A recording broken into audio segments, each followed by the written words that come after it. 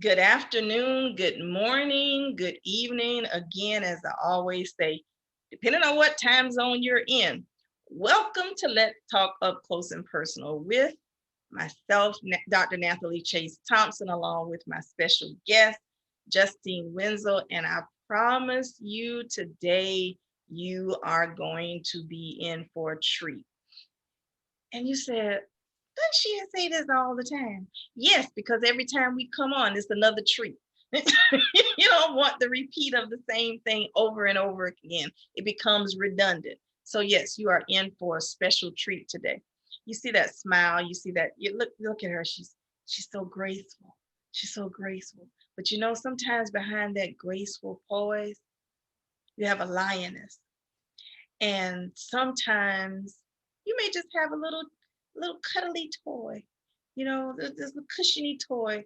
We don't know because we never know what one person from the other has been through. We never know what path life has taken them on, what journey life has taken them on, what mountain or valley that they've experienced. But what we do know is she's still here. And that's the most important part. And the beauty of it all, she's still here. Whatever scars she has, you know what we call them, badges of honor, because she made it through to the other side. She conquered it.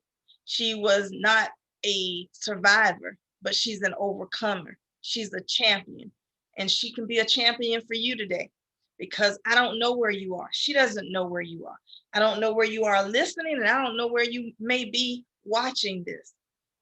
But what we want you to know is what we do from our heart. It's not for entertainment. It's not for accolade, but because we've been graced to overcome, to become champions, it's just right for us to do to make sure our lives are told and shared so others can come through as well. So, with all of that being said, welcome, Miss Justine. How are you this afternoon? I'm better than ever. Very good. Thank you Very so good. much for having me. I am excited about this. I thank you for answering the call. I really do. I appreciate you answering the call. So I don't like to linger a little bit, for very long. But what I want you to do, if you would, is tell a little bit about yourself. I know I could have, but I always leave it for my guests to talk about themselves. And trust me, it's not being arrogant, it's not being cocky, it's just being confident in who you are and the success, failures, or triumphs that you've experienced. So tell us a little bit about yourself. Of course. Thank you. So I am a 31 years young wife to my husband, Nate. My husband and I are both entrepreneurs. We've been married we're going on 7 years next month. We are dog parents currently to a golden doodle, almost 5-year-old. I'm throwing a dog birthday party in a couple weeks. That gives you a kind of idea of where my life is at right now. Okay. And gosh, I think 2020 was a whirlwind for everybody. And I think how I could tie it up best, I'll give you the Starbucks skinny. Okay.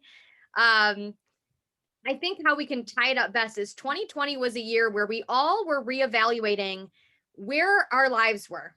We Yeah. were reevaluating what was important to us, our relationships, who we really were, and what was important. And didn't people kind of feel like, and maybe I know I'm not alone in this, but I think a lot of us felt like the things that maybe we weren't able to do, or the people that we weren't maybe able to see, to a certain extent, we really realized like, hey, maybe I didn't miss that bad habit.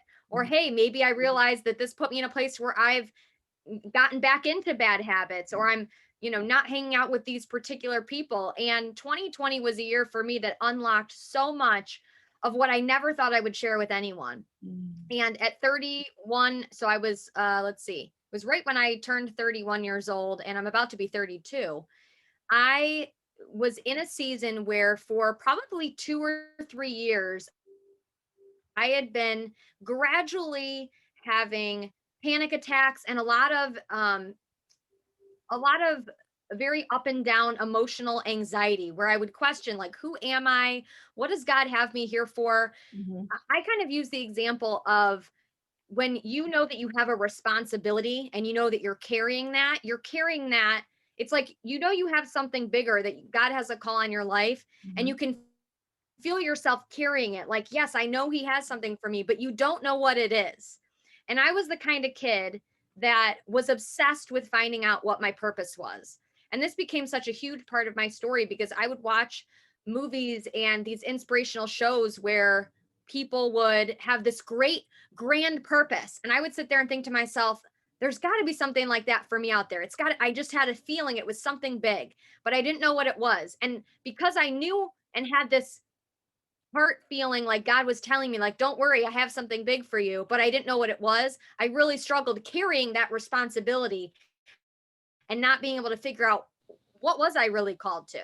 And so Wow. at 31 years old, all of the hiding that I did, all Mhm. of the health issues of gut issues and stress and anxiety, even though I was a very successful all through my 20s multi-business entrepreneur, had gotten married to an incredible guy who is still um, the amazing man of my love of life, Mhm. and had a really great life. From the outside, I was super happy. Everybody thought I was very charismatic and outgoing. And from the outside, I really looked like I had a perfect life. And what ended up happening was everything kind of blew up in my face during 2020 when all of the anxiety and the panic attacks I started having, something got triggered for me. And it Okay. brought back a memory that I tried so hard to forget. And it was Okay. that, and I don't know if you want me to go into this part, But but by kind all of means, briefly. feel free. I told you Yeah. we step back and we let God have his way. We may have plans and Okay. directions, but in the flow of the moment, we don't ever want to stop him. Yeah. So so there I was, looking at what seemed like a very perfect life. Why would I be upset? Things were going well. Why did I still feel this emptiness inside of me and feel like I was wearing this mask and people didn't really know who I was? And I got the courage one day over the course of time, as the stress and the panic attacks got so bad at one point, that I just knew within me that God had told me it's time. It's time to unpack it. And I kind of use the example of, it felt like it was right about here, like when you know you're going to get sick and Mhm. you can kind of feel it like right here in your Mhm. chest, and you feel it and you Mhm. know it's coming and you know you can't stop it, but you know that you're going to Yeah. feel better once it happens. So I'm sorry for that graphic, but that's really how it felt. And I got to the point where I just completely released it. And I basically, Yeah. one night, very emotional, I said, God, I didn't want to open this, but I will open it. And not only will I open it, I'm going to completely surrender this to you, knowing that Wow. you will you will fill in the gaps for me. I'm going to submit myself 100% to the healing process. And what was so Wow. interesting about that whole thing, that I'll just kind of end with, is that was just the beginning. Breaking the silence and admitting it to myself of what happened, the fact that I Mhm. was sexually abused by the time I was 7 until I was 10 by a cousin Mhm. of mine in my family. I never wanted to say anything. I knew so little about what had happened. So much of it I had pushed down. Mhm. And one of the biggest fears I had was, this will break up my whole family dynamic. I have a very close knit, very big, but very close knit Italian family. And I knew that this was going to radically change the dynamic of my Yes. family. Yes. However, I truly believe that God's plan was to use me to be a chain breaker within my family. And it was Wow. incredible to see what came from me breaking the silence of my own past struggles. That one decision was just the beginning, And on the that is incredible that. whirlwind that was Yes. 2020. Yes. And this is what I love about what God has given to me. The let's talk up close and personal, real, raw, uncut, uncensored, to give people, like I always say, the platform to share their truth, their authentic truth. People can look from the outside looking in at a person and you look a particular way, you sound a particular way, you present yourself a particular way, you have all these accolades and all these other things, and they never know that there may be a little girl that's screaming on the inside. There may be a little boy that's having a tantrum on the inside, not because they want to, but because things have happened where that little girl is or where that little boy is. And just like with you, I was 30 years old. I was getting ready to turn 30. And I'm accepting my call into the ministry and all. I'm 59 now. And I'm like, but I can't because I hate my stepdad and I don't know why. And God asked me, he said, do you want to know? I said, yeah. And I call it my week-long mini series. And for 7 days, he took me back until the actual ultimate part of it actually take. And mine, I remember from 9 to 11. And because I don't know about you, when I would see TV shows that talked about incest and rape and things like that, it would work my last nerve, especially when people would automatically try and make the person that it was done to, make them out to be the one that brought it on themselves. You know, and even though sometimes that does happen, I don't dismiss that. But 9 times out of 10, that's not the case. And it's 10 times out of 10, it's never the case when it's an adult or an older teenager to a child. That's never the case. You know, and it's sad, but it happens so often. And people always want to ignore it. And like you said, through your life has progressed, and through your releasing and your 100% submission to say, okay, what do you want me to do? What do you want me to say? Where do you want me to go? Your whole life takes a complete turn. The trajectory of your life, the way that you saw it, and now I'm sure the way you see it now is like, oh wow. And the doors that are going to open for you because of your submission and your willingness, not just about that, but the doors that are going to open for all of the creative things that God has given to you, and the mandate that he's placed on your life. You can't help but prosper, because I see you're younger than I am, but that shows right there. Even though there's an age difference, it shows that this spirit, it doesn't care. I don't know about you, and I'm going to ask you this, and we're going to keep going. But have you ever been in the midst of people, family, friends, strangers, and it's as though you can look at them and you can literally read the fact that something has happened to them? They don't even have to say anything, but it's not what they do, but it's something. It's as though you can actually see behind the mask that they're wearing. Has that ever happened to you before? That has happened to me in kind of a different way. One of the things I'll just mention briefly is when the week that I actually came forward to share that this had happened to me, and I had decided to tell my family, which was a whole week of very, very various emotions, and having to basically build that courage muscle over and over again to sit down and tell my siblings, sit down and tell my parents, call and tell my therapist, who, by the grace of God, and that was actually another totally random part of this.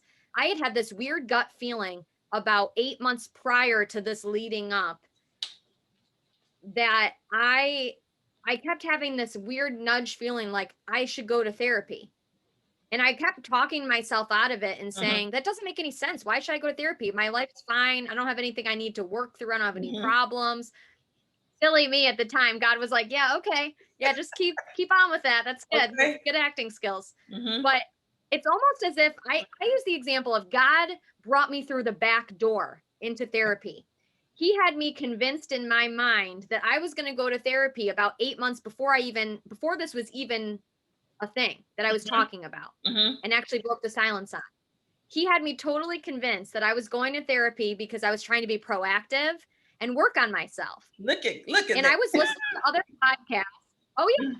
And I was listening to other podcasts, and I was really focused on personal growth in general and wanted to increase my business and my influence. And I kept just praying, like, God, what is it? Like, God, show me the door, open the door, lead me to the next step, help me be able to confidently decipher what the next best step is. Mm-hmm. And therapy just kept coming up. Like, I would listen to a podcast and they'd say, yeah, going to therapy was the best thing I ever did for myself. And I'm like, huh. And it took like multiple times because, God gives you like the Yeah. little breadcrumb trails. Mm-hmm. He just keeps dropping them to give you confirmation. And one day I just said, you know what? I'm going to go to therapy because, and I never thought, oh, I'm going to go uncover what's always, what happened to Mm-hmm. me. That was not even on the top of my mind at Mm-hmm. all. I was still in a complete denial stage. Mm-hmm. Pushing that down. But what ended up happening was I ended up going to therapy, and I started working through some other non-related things, or so I thought. Mm-hmm. And it wasn't until my therapist had asked me, which from her perspective, she had said that she finds this in a lot of people who were sexually abused and have that sexual abuse related trauma, Mm-hmm. that I said to her, I'm just so afraid all the time. Oh, wow. And when they ask you, well, what are you afraid of? Mm-hmm. You don't know, because I actually had no idea. I was just like, I have so much fear that is just constantly, I feel like, surrounding me in every decision I make. I feel like I don't have any clarity. I feel like I don't really know who I am at all. I feel like I have to hide myself from the Mm-hmm. world. And she's like, why do you have that fear? And I said, I don't know. And that's when she knew, right in the very beginning, within the first couple months of spending time with her, that there was something deeper. Wow. And the week that I actually came forward and broke the silence to my family, you can't just like say, hey, I'm ready to deal with my trauma and I'm going to have to take off work this week because it's going to be very emotionally taxing. Yeah. But as an entrepreneur, I made the decision to cancel most of my appointments that week because you're just so emotionally exhausted going through the process of really just trying to move in the best direction forward. Mm-hmm. And I'm a makeup artist and work as an entrepreneur. And so I had multiple appointments where I was supposed to be in front of clients. And the interesting thing that I'll just share, I guess, to finish this with is I canceled all my appointments for the week except for 2 appointments that I had. Mm-hmm. And both of the appointments, I showed up and I know how to put on the face. I know how to act like nothing's wrong. I've done it my entire life. At this point, it has become my award-winning actress performance. Okay. And I showed up exactly how I always would at those 2 appointments, even though I was completely emotionally all over the place, dealing with telling everyone this news. I showed up at these 2 appointments that week and I put myself together and I was like, I can do this. And at both the appointments, in both completely individual situations, both of these clients looked at me and said, what's going on with you? Mm-hmm. Now, these are people who I were like kind of acquaintances or light friends of mine. I really didn't know them that well. And in both situations, they both said something along the lines of, what's going on with you? Mm-hmm. No, like, how are you really? And I said, oh, I'm fine. And they're like, no, how are you really? Mm. And I felt this whisper of God saying to me, tell them how you really are. And in the moment, when that comes up, whether you feel like it's from God or not, you're like, what? Yeah. I'm not going to share that. That's like not appropriate. That's not professional. But I felt my gut feeling that I knew God's voice well enough, and I knew that he was not going to lead me down a bad path. Mm-hmm. And so both times I said to both of these women, I said, well, I got to be honest with you. It's been a rough week for me. Here's kind of what I'm going through. I won't get into the nitty gritty details, but I just decided after 20 years to break the silence on abuse from my childhood. And, I'm working through the steps right now to go to therapy, and it's been a very emotional week. And I just appreciate you giving me grace today because I'm not really myself. Okay. And both times I found it very odd and very much a God moment, because they actually knew enough to ask me and like actually furthered it. But not only that, both times one of the women started crying. Yeah. And I go, "Oh no, what did I do? Did I offend her?" And one of the women said, "That happened to me." Yeah. And I said, "What did?" And she said, "I was abused." And I said, "Have you ever told anyone?" And she said, "No, you're the only one I've ever told." Wow. And literally in that moment, my heart just felt like it stopped, because I knew and just had this moment of like, this is your purpose. Yes.